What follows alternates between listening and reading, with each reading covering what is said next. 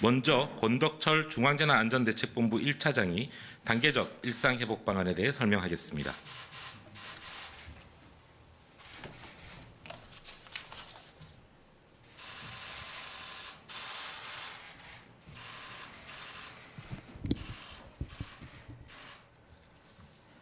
존경하는 국민 여러분, 안녕하십니까? 중대본 제1차장 보건복지부 장관 권덕철입니다. 정부는 오늘 중대본 회의에서 단계적 일상회복 이행 계획을 논의하였습니다. 지난해 1월 20일 코로나19 확진자가 국내 최초로 발생한 이후 우리는 약 1년 10개월여의 오랜 기간 동안 4차례에 걸쳐 큰 유행을 겪었습니다. 국민들의 성숙한 시민의식과 적극적인 참여, 우수한 우리 의료진의 헌신과 노력, 정부와 지자체의 총력 대응에 힘입어 외국의 봉쇄와 같은 극단적인 조치 없이 코로나19 유행을 적절히 통제해 왔습니다. 국제사회도 우리나라의 대응을 긍정적으로 평가하고 있으며 경제 회복률도 G20 선진국 중 최상위 수준으로 나타나고 있습니다. 지난 10월 23일 국민들께서 적극적으로 도와주시고 참여하신 덕분에 전 국민 예방접종률 완료율이 70%를 달성하였습니다. 이에 따라 일상 회복을 위한 중대한 토대가 마련되었습니다. 코로나19의 유행과 거리두기가 장기화됨에 따라 서민 경제의 어려움은 커지고 있습니다. 등교일 수 감소에 따른 학생들의 교육결손 심화와 우울감 증가, 국민들의 마음 건강 악화 등과 같이 사회문화 분야의 격차도 발생하고 있습니다. 국민들께서 함께 노력해 주신 성과를 바탕으로 이제는 조심스럽게 그러나 단단한 걸음을 디뎌 일상을 회복하기 위한 노력을 시작할 시점입니다. 정부는 그간 각종 토론회와 공청회를 열고 일상회복지원위원회를 구성해서 운영하였습니다. 방역, 의료 분야의 전문가의 제언뿐만 아니라 경제, 민생과 사회문화 분야, 지자체 현장 등 다양한 분야의 의견을 듣고 이를 충실히 반영하고자 하였습니다. 여러 논의와 수기를 거쳐 이제 더 나은 내일의 대한민국을 만드는 첫걸음을 발표하고자 합니다. 새로운 일상으로의 회복은 3가지 방향으로 추진하겠습니다. 첫째, 점진적, 단계적 회복을 통해 보다 안전한 일상으로 나아가겠습니다. 둘째, 포용적 회복을 통해 모두가 행복한 일상으로 이행하겠습니다. 셋째, 국민과 함께하는 회복을 통해 일상을 다 함께 만들어 가겠습니다. 지금부터 단계적 일상 회복 이행 계획 중 방역 의료 분야의 주요 내용을 보고 드리겠습니다. 우선 새로운 일상의 회복을 위하여 사회적 거리두기 체계를 전면적으로 개편합니다. 종전까지는 확진자 발생을 억제하기 위한 보편적 규제를 중시하였습니다. 이제는 중증 사망 발생 억제로 방향을 전환하고 예방접종률 제고와 미접종자, 취약계층의 전파를 차단하는 데 주력하고자 합니다. 사회적 거리두기 체계는 3차례에 걸쳐 완화합니다. 우선 생업시설부터 완화하고 대규모 행사를 허용하며 사적 모임 제한을 해제하는 순서로 진행하겠습니다. 11월 1일부터 1차 개편을 시행하고 운영기간 4주와 평가기간 2주를 포함하여 6주 간격으로 개편해 나가겠습니다. 한 단계 개편 주기가 끝날 때마다 예방접종의 완료율과 의료체계의 여력, 중증 환자와 사망자 발생 추이, 유행 규모 등이 안정적인지를 판단하여 다음 차례 개편으로의 전환을 결정하겠습니다. 민생 경제와 생업시설의 어려움을 최우선으로 고려하여 1차 개편부터 모든 다중이용시설과 다중이용시설의 운영시간 제한을 해제합니다. 다만 감염 위험이 높은 유흥시설의 경우 2차례에 걸쳐 보다 안전하게 해제하겠습니다. 위험도가 높은 다중이용시설에 대해서는 한시적으로 접종 증명, 음성 확인제, 별칭으로 방역 패스라고 칭하겠습니다. 이를 도입하고자 합니다. 유흥시설, 노래 연습장, 실내 체육시설, 목욕장업, 경마장과 카지노 등 5종류의 시설이 그 대상입니다. 이들 시설은 밀폐된 환경과 침방울 배출이 많고 마스크 착용이 어려운 특성이 있습니다. 방역 패스는 안전한 일상 회복을 위한 불가피한 조치임을 양해해 주시기 바랍니다. 안전하게 일상 회복이 잘 이루어지면 이후에 해제하게 될 것입니다. 식당, 카페도 감염의 위험도가 높은 시설입니다. 그러나 일상에서 식사의 필수성을 고려할 때 미접종자의 이용을 막기는 어렵습니다. 이 때문에 식당, 카페는 방역 패스를 적용하지 않고 미접종자의 이용 규모를 4명으로 제한하여 위험도를 최대한 낮추고자 합니다. 그 외에 다중이용시설에 대해서는 접종률이 높아진 점을 고려하여 방역 규제를 최소화합니다. 특히 접종 완료자 등으로만 이용하는 경우에는 인센티브를 적극적으로 확대합니다. 가령 영화관이나 실외 스포츠의 관람은 접종 완료자나 음성 확인자 등만 이용하는 경우 팝콘이나 치킨과 같은 음식을 먹을 수 있습니다. 대규모 행사의 경우 이제 100인 미만의 행사는 접종 여부와 관계없이 가능합니다. 100명 이상의 행사는 위험도가 커지므로 접종 완료자, 음성 확인자 등으로만 구성하여 우선 500명 미만까지 행사를 허용하고자 합니다. 접종률이 80%까지 올라가는 2차 개편부터는 접종 완료자 등으로만 구성되는 경우 인원 제한 없이 대규모 행사가 가능해집니다. 사적 모임은 수도권은 10명, 비수도권은 12명으로 모임 인원을 확대합니다. 높아진 예방 접종률과 고위험 취약시설의 방역 패스 도입을 고려하여 이제 접종자, 미접종자 여부는 구분하지 않습니다. 그 외에 종교활동이나 공연이나 문화활동 등 다양한 생활 분야에서 일상 회복을 위한 방역조치 조정이 이루어집니다. 상세한 내용은 보도자료를 참고해 주시기 바랍니다. 힘들고 불편했던 거리두기와 방역 규제가 완화되고 일상을 되찾아가는 것은 고맙고 반가운 일입니다. 그러나 이는 달리 보면 방역적으로 위험이 커지는 상황이기도 합니다. 델타 변이의 맹위, 30%의 미접종 인구, 겨울철의 도래와 실내 활동의 증가, 환기의 악화 등과 같은 위험 요인이 상존하고 있습니다. 일상 회복 과정에서는 필연적으로 유행의 증가가 동반될 가능성이 큽니다. 우리의 목표는 일상 회복을 계속 추진할 수 있도록 중증 환자와 사망자를 최소화하고 우리 의료체계가 감당 가능한 범위 내에서 코로나19의 유행을 통제해 나가는 것입니다. 접종 증명, 음성 확인제, 이른바 방역 패스는 이러한 이유에서 제한적으로 도입합니다.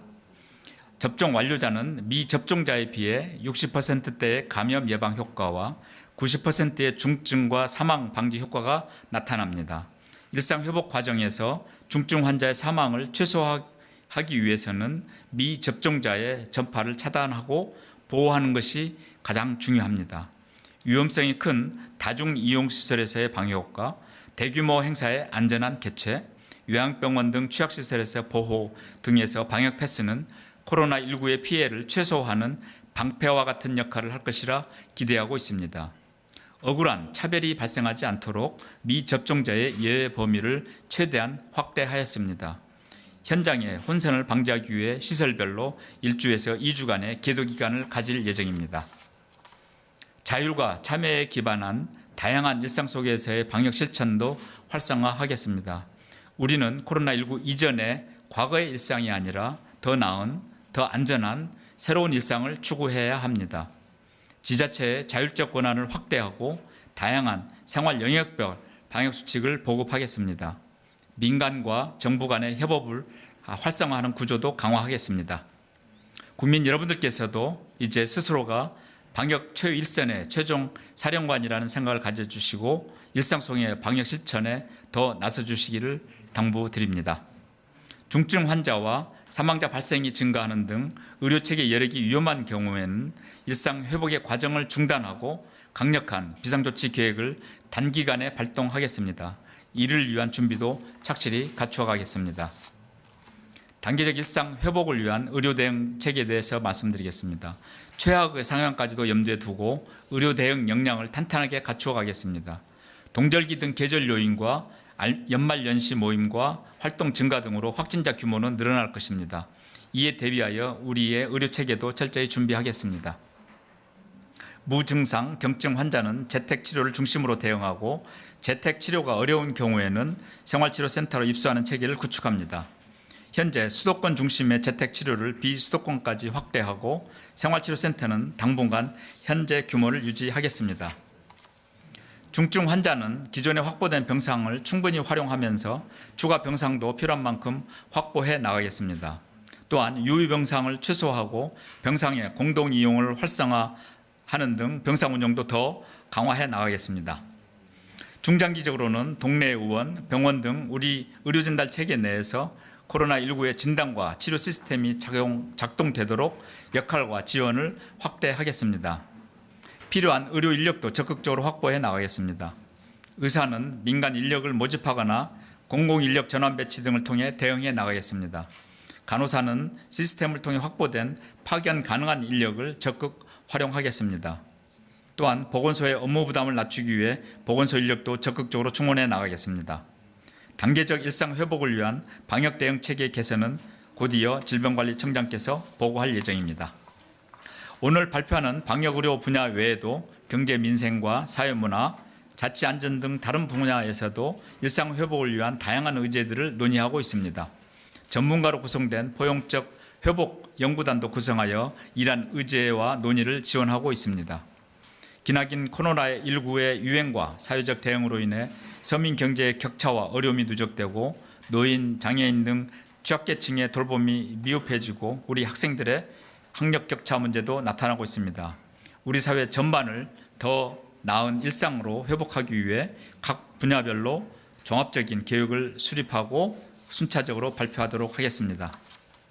존경하는 국민 여러분, 국민들께서 노력과 참여해 주신 덕분에 일상 회복을 위한 첫걸음을 내딛게 되었습니다. 국민 여러분들의 참여와 협조에 진심으로 감사드립니다. 그동안 헌신해 주신 의료진과 의료 관계자분들, 방역 관계자분들께도 진심으로 감사드립니다. 그러나 오늘 발표되는 단계적 일상 회복 방안은 끝이 아니라 새로운 일상으로의 시작입니다. 우리가 가보지 않는 미지의 길로서 많은 난관이 있을 거라 생각됩니다. 일상 회복으로 전환한 해외 국가들에서도 유행이 급증하는 등 여러 문제가 나타나고 있습니다. 일상 회복으로의 과정은 위협을 할 수 있는 위험 요인도 여럿 존재하고 있는 것도 현실입니다. 그러나 정부는 국민 여러분들의 저력을 믿습니다. 지금까지 우리 국민들께서는 성숙한 시민의식과 합리적인 판단, 적극적인 참여 등을 통해 그 어떤 나라 국민들보다 코로나19에 잘 대처해 왔습니다.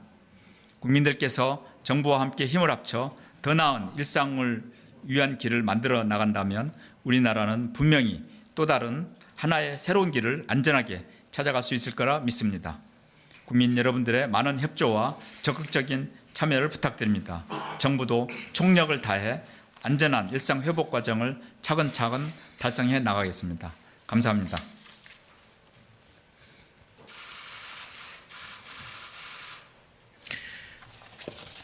예, 다음으로 정은경 중앙방역대책본부장이 단계적 일상 회복 방안 등에 대해 설명하겠습니다. 안녕하십니까. 중앙방역대책본부장 정은경입니다. 일상회복 전환에 따른 방역 대응과 예방접종 계획에 대해서 말씀드리겠습니다. 국민 여러분의 방역수칙 준수와 적극적인 예방접종 참여 덕분에 11월 1일부터 단계적 일상회복을 시작합니다.